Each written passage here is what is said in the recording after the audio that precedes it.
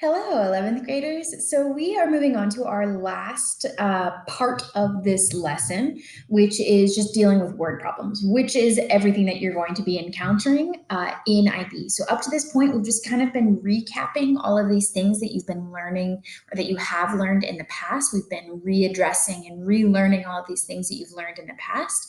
And now we're getting into like really IB types of questions. Hopefully by now you're starting to recognize these IB types of questions where it kind of gives us this situation, and then it asks us about 5 million different questions about it, and to double check that we understand it all conceptually. So with that, let's go ahead and dive in and see how we feel about linear problems in the IB. First of all, here's just a really straightforward one. It says two straight roads have equations, and they've given us the equations. A traffic light must be installed at their intersection point. Find the coordinates of the intersection point of the two roads. So the idea is that we've got a road like this, and then maybe a road like that. And right here is going to be that point that we want. It's going to be intersection of the two lines. And the deal is that we can just do this all with our calculator. So go ahead and get your calculator out, get it started, get it going. We need to go to our graph. Let's deal with a few things here. Let me dim this brightness so you can see what's going on.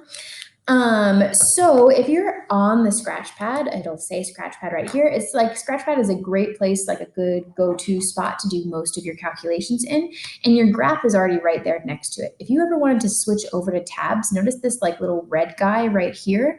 The one over here to the side they mean flipping through pages. So if you wanted to go to the next page over, you would hit the red button and then the scroll over button. There we go.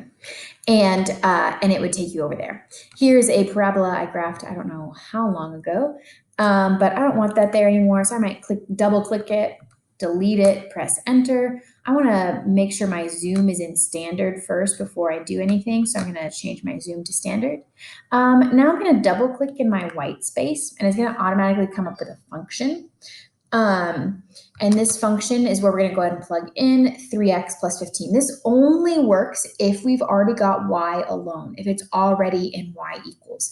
If we do not fear. Instead of doing that, if you press menu and you go to graph entry, you can put in a relation instead of a function, and then it's an entirely blank input line. And maybe some of you, this already popped up because I think we've talked about inputting relations already in the past, which means that if I didn't get y alone and I just wanted to input an equation without simplifying it first, you could do that and your calculator will still graph it for you. So that's kind of a heads up that you don't ever have to isolate for y in order to graph something.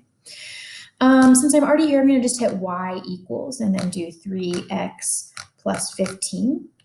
If I then scroll down, notice it changed rel 2. If I scroll up, rel 1, it's already been graphed. Scroll down, now I get to graph my second relation, y equals negative 2x. Hey, remember that this negative symbol is, we're using this negative guy down here. Do not use the subtraction button because that's telling your calculator to subtract something. If you want a negative, you need to press that guy. Negative 2x plus 5, and then I press enter. We can already see these graphs. We might want to zoom out a little bit to be able to see where their intersection is. Menu is the place you go for everything. You want to go to zoom.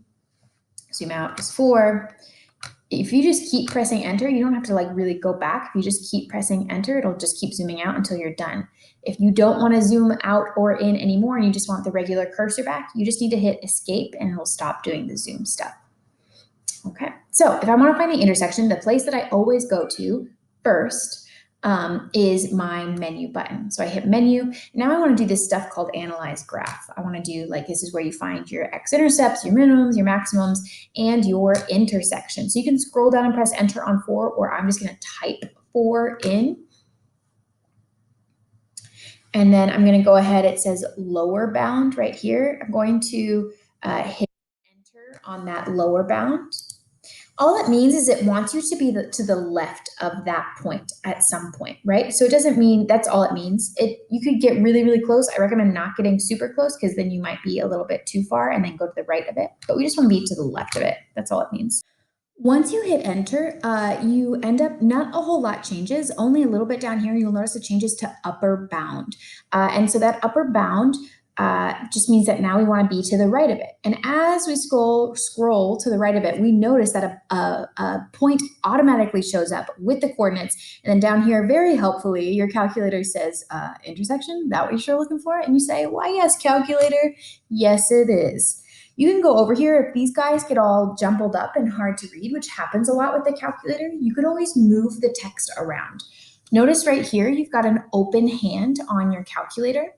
So it's like this open hand right here. If you scroll over the thing that you want to move, you can go ahead and click and hold down on that until it pinches. Sorry, once it pinches, you let go. I'm not touching it at all, and it still stays pinched. And in that way, I can go and use my scroller, and I can put it anywhere I want.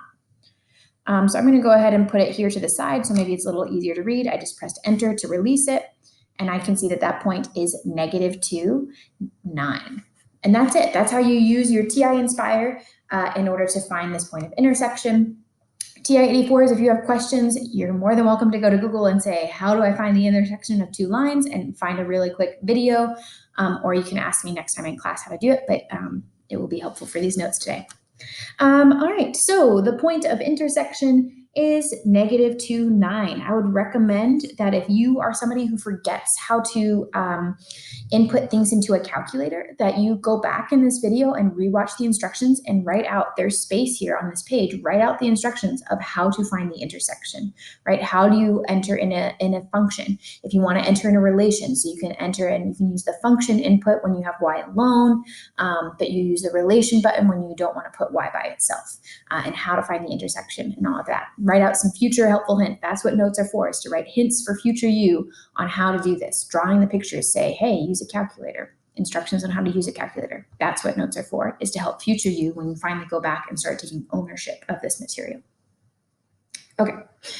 Example 8, Bike and Bloom sells flower bouquets. The equation modeling the cost of making a number of bouquets, X, is C equals 6,000 plus 72X, where C is given in Danish krone, DKK.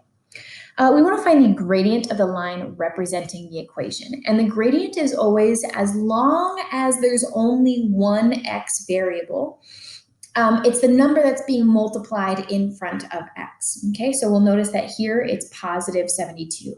Be wary. Sometimes there might be multiple instances of X showing up in your linear equation. So you need to make sure that if there are multiple X values, you need to combine them together. We did a practice problem like this exactly in class. So try and reference back to that for what we did in class together the last time, or maybe 2 more times since we met. So if the gradient is the number being multiplied in front of X, then that means that M is equal to 72. Gradient, slope, same thing. Now it wants us to interpret the gradient. And this is where we have to remember that your gradient, or your slope, is equal to your change in y values over your change in x values. And notice that here that y is actually c, and x is actually, oh, it's still x. And c is the change in money, so DKK in this case, and x is the number of bouquets. There you go. Change in bouquets. So if the slope is equal to 72, we can really just say that that's 72 over 1.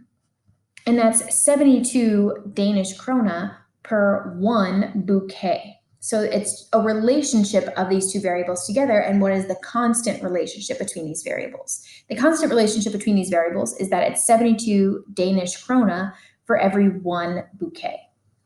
So that's how you interpret gradients, is you need to remember the idea of the change in your y value over the change in your x value.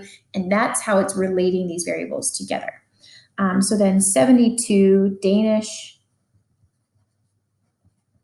krone for every 1 bouquet.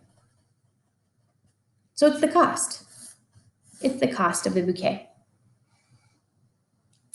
Determine the y-intercept. Remember that the y-intercept is It's when x is equal to 0. That can be really confusing, so maybe you got tripped up on that question. But it's when you, so if you're on the y-axis, that means that you are right here on this line, which means you haven't gone anywhere in terms of your x-axis. You're staying on that line. So that means that your x value is 0 when you're on the y-axis. And so that's how you find the y-intercept, is you set your x equal to 0. So if I set my x equal to 0, c equals 6,000 plus 72 times 0, which is 6,000. Sometimes it's nice to put it as a point. And there you go. Because technically your y-intercept is a point. Okay, could the total cost per month be 0 if no bouquets were made? And that's what we just found. We just found out when x, which is the number of bouquets, is 0. So if there were no bouquets made, would the total cost per month be 0? And the answer is no. Right? If there's 0 bouquets being made, then that means that there's still a cost of 6,000 Danish krone.